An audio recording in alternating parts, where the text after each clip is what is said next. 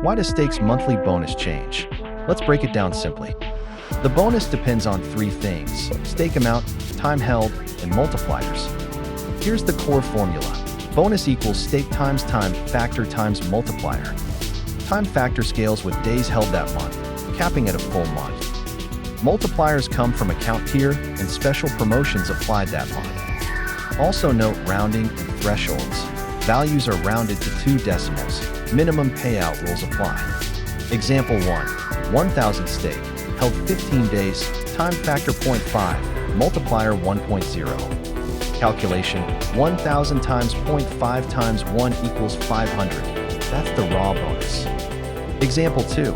2,000 stake, full month held, time factor 1.0, multiplier 1.2. Calculation: 2,000 times 1.0 times 1.2 equals 2,400. Rounding: final payouts round to 2 decimals. If a payout falls below the minimum, it may roll over to the next month.